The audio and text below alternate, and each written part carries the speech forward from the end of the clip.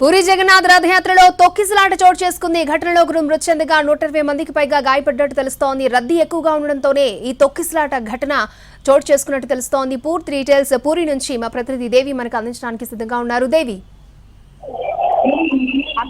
నిజంగా చాలా విషాదకరమైన వార్తగా మనం భావించవచ్చు. ఎందుకంటే పూరి పట్టడానికి, ఒరిస్సా రాష్ట్రానికి జగన్నాథుడి రథయాత్ర చాలా పెద్ద పండుగ, ఒక ఉత్సవం, ఒక ఆనందం. ఇలా ఆనందాన్ని పంచుకోవడానికి వచ్చిన సామాన్య జనం మనం విజువల్స్ లో చూస్తున్నాము. వాళ్ళకి నిజానికి ఒక తొక్కిసలాట జరగడం అనేది చాలా విచారకరమని చెప్పుకోవచ్చు. ఎందుకంటే ఇంటి లక్షల మంది వస్తారు, ఈ లక్షల మంది జగన్నాథుడి రథయాత్రను చూడాలనే ఉత్సుకతో వస్తారు అనేది ఇక్కడ ఉన్నటువంటి ఒరిస్సా రాష్ట్రానికి తెలుసు, పోలీసులకు తెలుసు. వాళ్ళు పగడ్బందీ ఏర్పాట్లు చేసినట్టుగానే ఉన్నారు. కానీ ఎంత మటుకి కూడా రథాలు 3 ఉన్నాయి. ఆ రథాలకు రోప్ ఏంటి, దాని వెయిట్ ఏంటి, దానికి సంబంధించినటువంటి మాక్ డ్రిల్స్ చేశారు. మనము 2 రోజుల నుంచి కూడా ఎన్టీవీ, భక్తి టీవీ ఇక్కడ ఒరిస్సా రాష్ట్రంలోనే ఉంది. 2 రోజుల నుంచి కూడా మనము అక్కడ ఉన్నటువంటి రథాలు, వాటికి సంబంధించిన సెక్యూరిటీ, వీటికి సంబంధించి కూడా మనం అనేక పీటీసీలు కూడా చేశాము. అయితే నేను అబ్జర్వ్ చేసిన దాని ప్రకారము ఎంత మట్టుకి కూడా ఈ రథయాత్రను సజావుగా తీసుకెళ్లాలనుకున్నారు, కానీ సామాన్య ప్రజల్ని ఒక రకంగా నిర్లక్ష్యం చేశారని చెప్పుకోవచ్చు. ఎందుకంటే మనం విజువల్స్ లో చూడొచ్చు, ఇసుకేస్తే రాలనంత జనసాగరాన్ని మనం చూస్తున్నాం అనమాట.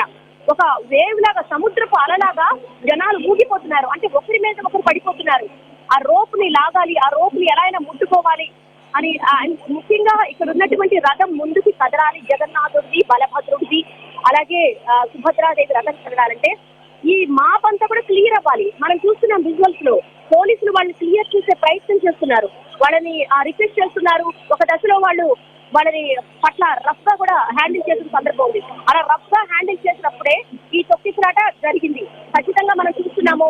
ఉదయం నుంచి కూడా మనం విజువలైజ్ చేసేటప్పుడు కూడా ఇంతమంది, ఇన్ని లక్షల మంది ఇక్కడ ఉన్నటువంటి రోడ్డు ద్వారానే, ఈ రోడ్ మ్యాప్ ద్వారానే పూరి జగన్నాథుడు ఇటుగా 3 కిలోమీటర్లు వెళ్ళాలి. 3 కిలోమీటర్లు వెళ్ళాలంటే ఇక్కడ ఉన్నటువంటి సామాన్య భక్తుల్ని ముందుగానే క్లియర్ చేయాలి.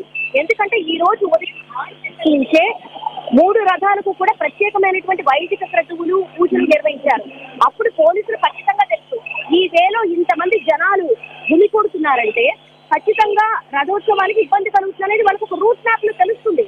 మరి ఇప్పటి వరకు 4 నుంచి 5 గంటలు అవుతుంది, క్లియర్ చేయలేదు. ఇప్పుడు రథయాత్ర బిగినయ్యే టైంలో ఏవైతే రోప్స్ ఉన్నాయో, వాసుకి అంటారు దీన్ని, రథాన్ని లాగే తాడుని, ఆ రథాన్ని ముందుకు మూవ్ చేసే క్రమంలో ఇప్పుడు క్లియర్ చేస్తున్నారు.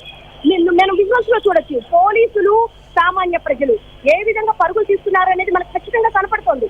అంటే దాదాపు 7-8 గంటల టైం ఉంది వీళ్ళకి. ఆ మామూలు సామాన్య ప్రజల్ని ఒక లైన్ ప్రకారమో లేకపోతే పూర్తిగా క్లియర్ చేసి సైడ్ బ్లాకేజ్ పెట్టడమో, ఆ రూట్ మ్యాప్ ఏదైతే ఉందో దాని గుండా తీసుకెళ్ళడానికి కావాల్సినటువంటి మరొక ప్లాన్ ఆఫ్ యాక్షన్ లేదా, ఎలా ఎగ్జిక్యూట్ చేస్తున్నాం అనేది కూడా మరి ఎంత క్లారిటీ లేకుండా ఉన్నారా అనేది కూడా చాలా ఆశ్చర్యం కలుగుతుంది. ఎందుకంటే వీళ్ళు ప్రతి సంవత్సరము ఇది చేసేటువంటి కార్యక్రమమే. ప్రతి సంవత్సరం కూడా ఈ ప్రాక్టీస్ ఉంటుంది. అలాగే మాక్ డ్రిల్ చేశారు, మనం చూసాము. కానీ ఎందుకు ఇప్పటికీ కూడా చూడు, ఇప్పటికీ ఈ రథాలు 3 వెళ్ళాలి అంటే ఈ రూట్ అంతా క్లియర్ అవ్వాలి. ఈ రూట్ అంతా క్లియర్ అవ్వాలంటే ఇప్పుడు ఉన్నటువంటి ల్యాక్స్ ఆఫ్ క్రౌడ్ ని ఎక్కడ పెడతారు, వీళ్ళందరూ ఎక్కడికి వెళ్తారు? అటున్న వాళ్ళని ఇటు తోస్తున్నారు, ఇటున్న వాళ్ళని అటు తోస్తున్నారు. అంటే మనం చూడొచ్చు, ఈ తొక్కిసలాటకు ప్రధాన కారణం ఏంటన్నది ఒక కామన్ మ్యాన్ అడిగినా కూడా తెలిసిపోతుంది. ఎందుకంటే అంత పెద్ద ఎత్తున క్రౌడ్ వస్తుంది, అంత లక్షలాది మంది భక్తులు ఇందులో ఇన్వాల్వ్ అయి ఉన్నప్పుడు వాళ్ళని ఎంత సేఫ్ గా మనం పంపించాలి అనేది ఒరిస్సా రాష్ట్ర ప్రభుత్వం ముందు అదొక బిగ్ టాస్క్ అని చెప్పుకోవచ్చు. మనం కూడా హైదరాబాద్ లో ఇక్కడ నిమజ్జనం నిర్వహిస్తూ ఉంటాము, అలా చాలా లక్షలాది మంది వస్తూ ఉంటారు. దానికి ఒక ప్లానింగ్ ఉంటుంది. మరి ఇంత పెద్ద ఎత్తున జనం వస్తారు అనుకున్నప్పుడు, ఇన్ని లక్షల మంది ఇక్కడ ఉంటారు అనుకున్నప్పుడు, మరి సామాన్య ప్రజల ప్రాణాలకి విలువ లేదా? అంటే వాళ్ళని ముందుగానే ఒక బ్యారికేడ్లు పెట్టి అటు సైడు ఇటు సైడు లైన్స్ లాగా పెట్టి ఎటు రాకుండా చేయాల్సిన బాధ్యత అయితే పోలీసులకు ఉంది. మరి ఇప్పుడు మనం చూస్తున్నాము, కంటిన్యూస్ గా పోలీసులు అక్కడ ఉన్న ప్రజలందరినీ కూడా క్లియర్ చేసే ప్రయత్నం చేస్తున్నారు. ప్రజలు కూడా అటు ఇటు పరిగెడుతున్నారు, కొంచెం రఫ్గానే డీల్ చేస్తున్నారు పోలీసులు. రథయాత్ర అయితే ముందుకు సాగుతోంది. మరి మనం విజువల్ లో కూడా చూస్తున్నాము, చుట్టూతా కూడా జనసంద్రం ఉంది. జగన్నాథుడే వీళ్ళని రక్షించాలి అని అనుకుంటున్నాము. కానీ ఒక విషాదకరమైనటువంటి వార్తలైతే మనం చూసాము. 170 మంది గాయపడ్డారు. మరి వాళ్ళల్లో సివియర్ ఇంజ్యూర్స్ ఎంతమంది ఉన్నారు, మైనర్ ఇంజ్యూర్స్ ఎంతమంది ఉన్నారు కూడా క్లారిటీ రావాలి. ప్రస్తుతానికైతే ప్రైమరీ రిపోర్ట్ ప్రకారం ఒకరు చనిపోయినట్టుగా తెలుస్తోంది. పూరి పట్టణం యావత్తు కూడా నిన్నటి నుంచి కూడా చాలా పెద్ద ఎత్తున క్రౌడ్ విపరీతంగా ఉంది. దేవి చెప్పండి అక్షయ. దేవి, అంటే ఈ పూరి జగన్నాథుని రథయాత్ర ప్రపంచ వ్యాప్తంగా కూడా చాలా ఫేమస్. సో ఆ విజువల్స్ కానీ ఆ ఫోటోలు చూసినప్పుడు అరే మనం కూడా ఒకసారి వెళ్ళాలి పూరి జగన్నాథుని అనే భక్తులు కూడా రోజు రోజుకు పెరుగుతున్నారు. అంటే ఏటికేడు భక్తులు పెరుగుతున్నా కూడా ఇలాంటి ఘటనలు మళ్ళీ జరగడాన్ని ఏ విధంగా చూడాలంటారు? అది క్లియర్ కట్ గా తెలుస్తోంది. అది గవర్నమెంట్ ఫెయిల్యూర్, పోలీస్ ఫెయిల్యూర్. ఎందుకోసం అంటే సహజంగానే ఇటువంటి పెద్ద మాప్ గ్యాదర్ అయ్యేటువంటి ఉత్సవాలు కానీ లేకపోతే ఆ దేశ విదేశాల నుంచి వచ్చేటువంటి ఇటువంటి రథయాత్రలకు కానీ ముందుగానే పోలీసులకు రాష్ట్ర ప్రభుత్వానికి ఒక క్లియర్ కట్ రూట్ మ్యాప్ అనేది ఏర్పాటు చేసుకుంటారు. ఎందుకంటే చాలా మంది లక్షలాది మంది జనం వస్తారు, కనులారా వీక్షించాలనుకుంటారు. రథోత్సవాన్ని జీవితకాలం ఒక కోరికగా, జీవితకాలం ఒక ఆశగా బ్రతుకుతారు. ఇక్కడ ఒరిస్సానే కాకుండా ఒరిస్సా చుట్టుపక్కల ఉన్నటువంటి బరంపూర్ కావచ్చు, ఇక్కడ లోకల్స్ కావచ్చు, అలాగే పశ్చిమ బెంగాల్ కావచ్చు, న్యూఢిల్లీ కావచ్చు, మహారాష్ట్ర కావచ్చు, గుజరాత్ కావచ్చు, దేశ విదేశాలు, యుక్రెయిన్, అలాగే ఫ్లోరిడా, ఇట్లా అనేక దేశాల నుంచి చాలా మంది ఇక్కడికి విచ్చేశారు. ఎందుకంటే జగన్నాథుడి రథయాత్ర వరల్డ్ వైడ్ ఫేమస్ ఒక ఫెస్టివల్ గా ఇక్కడ జరుపుతారు కాబట్టి అలాంటి ఫెస్టివల్ కి ఇన్ని లక్షల మంది వస్తారు. ఒక 10 లక్షల మంది వస్తారు. ఆ 10 లక్షల మంది దానికి కావాల్సినటువంటి రూట్ మ్యాప్ కావచ్చు, దానికి కావాల్సినటువంటి ప్లాన్ ఆఫ్ యాక్షన్ కావచ్చు. ముందుగానే 2-3 నెలల ముందు నుంచి ఒక ప్రాక్టీస్ ఉంటుంది. అంటే ఈ రథయాత్రకు సంబంధించి రథాలను ఏ విధంగా అయితే తయారు చేస్తారో, స్వామి అమ్మవార్ల విగ్రహాలను ఏ విధంగా తయారు చేస్తారో అది దాదాపు సంవత్సర కాలం నుంచి కూడా వాళ్ళు ఒక టైం బౌండ్ పెట్టుకుంటారు. ఆ టైంలో ఫినిష్ చేస్తారు. అలాగే పోలీసులకు కూడా ఇంత పెద్ద రథయాత్ర ఉన్నప్పుడు ఒరిస్సా పోలీస్ కావచ్చు, అలాగే ఒరిస్సా రాష్ట్రం నుంచి వచ్చేటువంటి ర్యాపిడ్ యాక్షన్ ఫోర్స్ కావచ్చు, సిఆర్పిఎఫ్ కావచ్చు, కేంద్ర బలగాలు కావచ్చు, వీళ్ళందరూ మనకి ఇక్కడ కనపడుతున్నారు.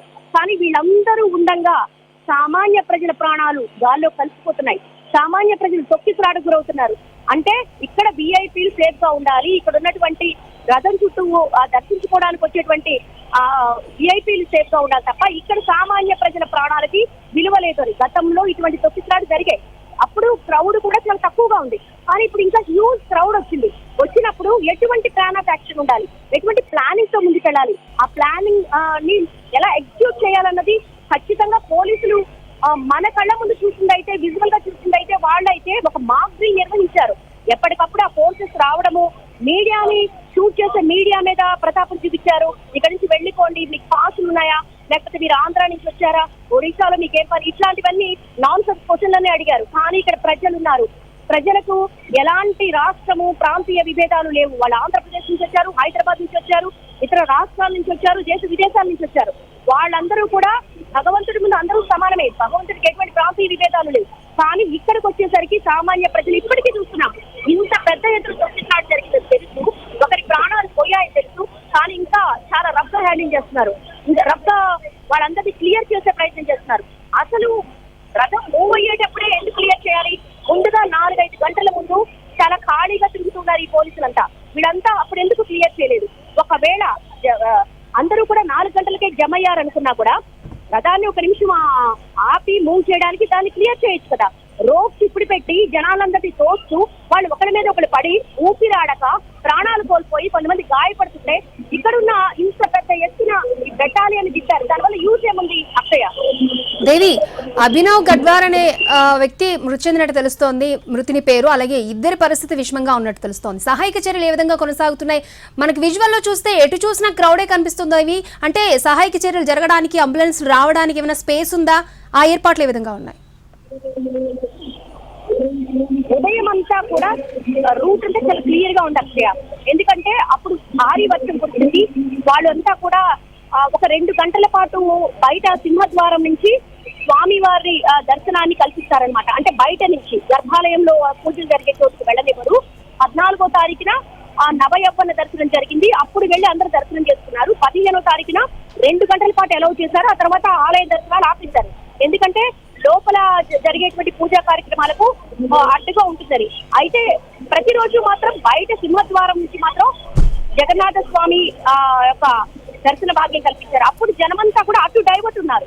ఇక్కడ రథాల దగ్గర అంతా కూడా రూట్ మ్యాప్ క్లియర్ గా ఉంది. మాకు కూడా అనిపించింది ఇంత విశాలంగా ఇంత స్పేషియస్ గా రోప్స్ కట్టారు, బ్యారికేడ్స్ ఏర్పాటు చేశారు అని అనుకున్నాము. కానీ మీడియాని అలౌ చేయలేదు, పాస్ వాళ్ళని అసలు అలౌ చేయలేదు.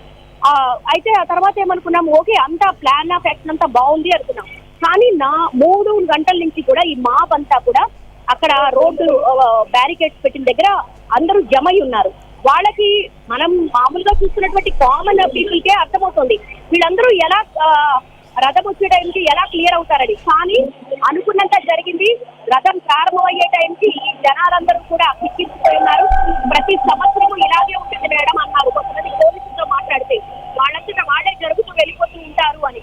కానీ జరగరాని ఘోరం జరిగిపోయింది, తొక్కిసలాట జరిగింది. ప్రస్తుతానికైతే ప్రాథమికంగా మనకు అందుతున్న సమాచారం ప్రకారం ఎంతమంది గాయపడ్డారు అనేది చూస్తే 170 పైనే ఉంటారు. చనిపోయిన వాళ్ళు ఒకరని చెప్తున్నారు.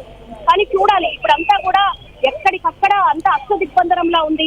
ఎటు చూసినా కూడా జన సందోహం కనబడుతుంది. మీకు మన విజువల్స్ లో కూడా చూడొచ్చు, ఎత్తైన ప్రదేశాల నుంచి స్వామి రథాన్ని చూస్తున్నారు. అలాగే ఇక్కడ ఉన్నటువంటి మాడ వీధులు ఏవైతే ఉన్నాయో స్వామి వెళ్లే 3 కిలోమీటర్ల రూట్ మ్యాప్ ఏదైతే ఉందో అదంతా కూడా ఫుల్ ప్యాక్డ్ గా ఉన్నారు. మరి వీళ్ళందరూ క్లియర్ కాకుండా రథం ముందుకు మూవ్ అవ్వాలి.